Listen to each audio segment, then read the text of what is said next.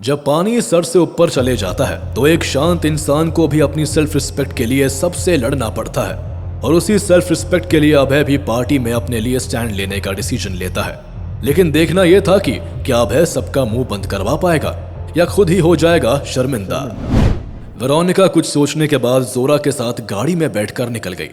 दूर खड़े बूढ़े बाबा ये सब हैरानी भरी आंखों से देख रहे थे। दूसरी तरफ दादी की बर्थडे पार्टी में हर बार की तरह सभी अभय को क्रिमिनल बोल के शर्मिंदा कर रहे थे, लेकिन इस बार अभय ने सबका मुंह बंद करने का फैसला कर लिया। दादी, मैं जानता हूँ कि यहाँ सब मुझसे नफरत करते हैं, पर आपको तो मुझ पे विश्वास है ना? बिल्कुल है बेटा, ऐसे दुनिया की बातों को दिल से नहीं लगाते। तभी अभय दादी को चाबी देते हुए कहता है, आज आपका बर्थडे है और इसी स्पेशल ओकेजन पर मैं आपसे किया एक वादा पूरा करना चाहता हूँ। ये चाबी सी साइड बंगलो की है। बेटा, वो तो बहुत महंगा बंगलो है। कहाँ से आए एक खूनी के पास इतने पैसे? कहीं इसने बंगलो के मालिक का ही तो खून नहीं कर दिया?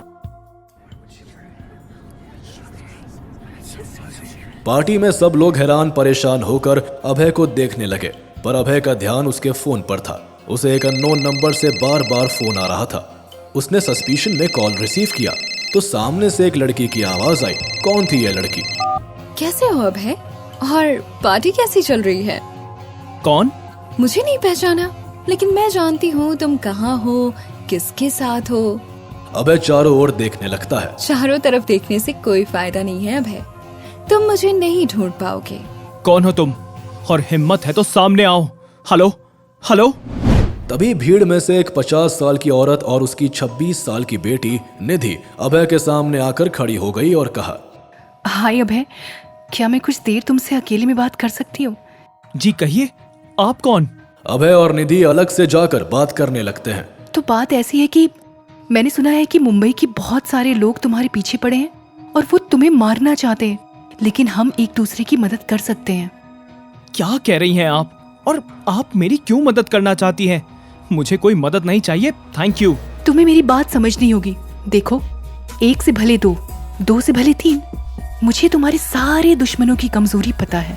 हम अविनाश, दीपक और राघव तुम्हारे सारे दुश्मनों से बदला लेने में तुम्हारी मदद करेंगे।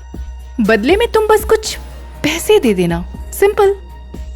हम इस पर बाद में डिटेल में बात करेंगे, पर ठीक है, we are a team now. लेकिन अभी मुझे यहाँ से जाना होगा। यह बोलकर अभय पार्टी से निकल ही रहा था कि तभी राघव उसके सामने आ गया। अरे अभय, इतनी भी क्या जल्दी है यहाँ से जाने की?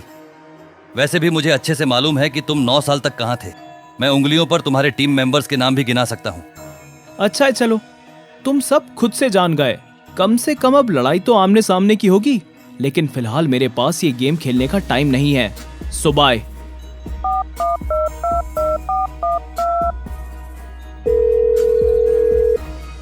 हेलो, अभय के पास पिछले 9 साल में कहां से कितनी पेमेंट आई है, इसकी सारी इंफॉर्मेशन मुझे चाहिए। अब मुझे उसे बर्बाद करने से कोई नहीं रोक सकता। अगली सुबह अभय की नींद सानिया के कॉल से खुली। अभय, कहाँ हो तुम? तुम्हें याद भी है कि मैं तुम्हारी फियांसे हूँ? मुझे लगा था उस दिन मुझे अपसेट देखकर तुम मुझे मनाने आओगे, पर नहीं, तुम तो गायब ही हो गए। सानिया, सॉरी यार, स्केड्यूल बहुत बिजी चल रहा था। पहले पापा मम्मी के काम में लगा था और फिर कल दादी का बर्थडे था। तो तुम्हारी दादी का बर्थडे था और मुझे नहीं बुलाया तुमने? तुम मुझे अवॉइड कर रहे हो क्या? हाँ, थोड़ा बहुत। क्यों, तुम्हें बुरा लगा क्या? हाँ, लगा।